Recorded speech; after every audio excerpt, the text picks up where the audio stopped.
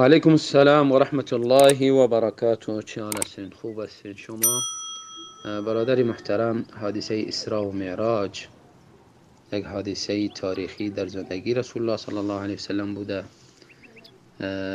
ابتدا اسراء از یعنی شب رسول الله صلی الله علیه وسلم مکه توسط براق گفتنی دابه یا مرکبی که از خر کلانتر و از قاطیر یا خچیر بعضیا میگن خردتر و نهایت سریع و تیز به بیت المقدس برده شدن در حصه از شب و از اونجا باز انبیاء علیهم السلام امامت کردن و بعد از امامت رفتن بالای 7 طبقه آسمان و از اونجا به سدرة المنتهی و به مقامی رسیدن که آوازی قلمی که در لوح محفوظ نوشته میشد یا نوشته میکرد آوازی از او را میشنویدن. المهم این واقعه در کدام سال واقع شده این در قرآن و سنت ذکر نیست، اما سیرت نویسان نوشتن. بعضیا گفتن قبل از هجرت 5 سال بوده، 5 سال قبل، یا بعضیا گفتن 1 سال قبل بوده، بعضیا گفتن 6 ماه قبل، بعضیا گفتن 1 ماه قبل. در ماش نیز اختلاف است، بعضیا گفتن در ماه ربیع الاول بوده، بعضیا گفتن در ماه رجب بوده، بعضیا گفتن در ماه ذوالقعده. رسول الله صلی الله علیه وسلم در شب پیامی را که آوردن فرضیت 5 وقت نماز بوده. ابتدا خو 50 وقت، بعد از او رفت آمدی که بین رسول الله صلی الله علیه وسلم و موسی شد 5 وقت نماز خلاصه گردید. این پیام با امتشان گرفته آوردن و امی وقتهای نماز کسا به می 5 وقت از امو تاریخ بالای مسلمان ها فرض گردید و مسلمان مکلف است که 5 وقت نماز به امی وقتش ادا کنه. ببینیم در اسلام ما شما تابع شرع هستیم. هر چی برش اگر فضیلت بیان شد یا حکمی بیان شد، یک کسی نمیتونه که در مقابل از این چون و چرا بکنه و نمیتونه از پیش خودش فضیلت خاص دیگری را برای از اون ما تعیین کنه. رسول الله صلی الله علیه وسلم برای رمضان یا الله تعالی برای رمضان لیلة القدر خیر من الف شهر، در اخیر رمضان نکس فضیلت بیان کردن رسول الله صلی الله علیه وسلم و عموم رمضان همچنین که در قرآن نازل شده و ماه محرم مثلا در محرم اولش و اوقات دیگری مثلا روزه عاشورا و غیره اعمال مخصوصی که در شریعت موجود است و ترغیب به اعمال شده، ایره ما انجام میتیم میگیم فضیلت داره. چرا؟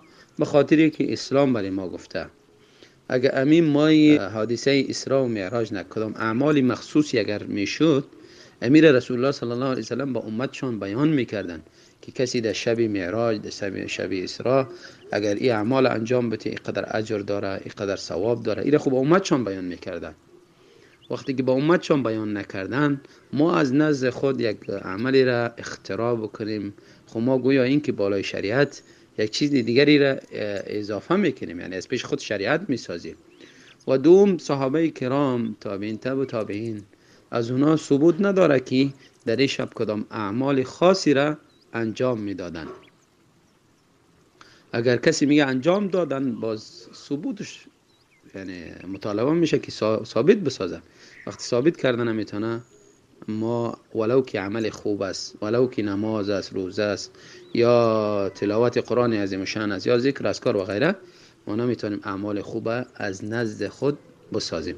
چرا؟ هر عمل خوبی را که انسان انجام میده 2 شرط لازمی است. اول می که همو عمل خالص برای الله باشه، دوم عزیز که مطابق سنت رسول الله صلی الله علیه وسلم و مطابق گفتار رسول الله صلی الله علیه وسلم مطابق از او بوده باشه. در غیر از او ما هیچ اصلا ثوابی نمیگیریم از او عمل.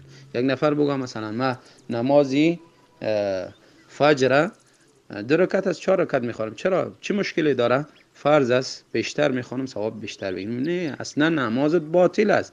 اگه این کار قصدن بکنی کافر میشی.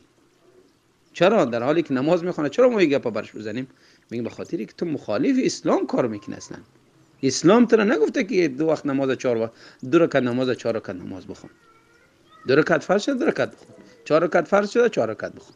همچنین دیگر اعمال دیگری پس ما نمیتونیم از نزد خود برای شب معراج یک اعمال خاصی را اختراع بکنیم و ایره به اسلام پیوند بتیم و ایره برش کسی یک فضیلت خاص قائل شیم.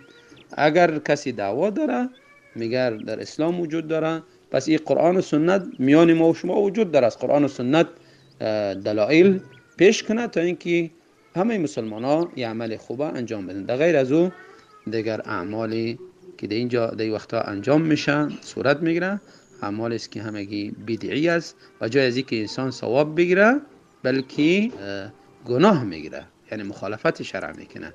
یک روزی را تخصیص میده که شرع اصلا اون روزه برش تخصیص اجازه نداده. دوم جالب گپ دیگر است که اصلا گفتیم پیشتر بیان کردیم که در تاریخ وقوع این حادثه اختلاف است. ماه ربیع الاول، ماه رجب، ماه ذوالقعده. بس شب معراج یعنی تاریخش مشخص نیست. البته الله تعالی بهتر میدونه، شاید حکمت ها این باشه که مردم یعنی اگر دقیق مشخص باشه شاید چقدر کسا اعمال بدعی و اعمال نادرست دیگر در شب و روز کسا انجام بتین. الله بهتر میدونه. به هر صورتی یعنی تاریخش مشخص نیست. کسایی هم که 27 همین ماه رجب کسا تجلیل میکنن و عبادت انجام میتین، این چیزی اتفاقی نیست که انجام میتین. بعضیا دیگری گفتن در ربیع الاول بوده، بعضیا گفتن در ذوالقعده بوده. المهم ما مسلمان هستیم، تابع دلایل شرعی هستیم. این عمل در شریعت یعنی اعمالی که در شب معراج انجام میشه کدام سند و ثبوتی نداره. دیگر مسلمان نباید از پیش خود اعمال خاصی را انجام بده که شریعت به او امر نکرده. بارک الله فیکم.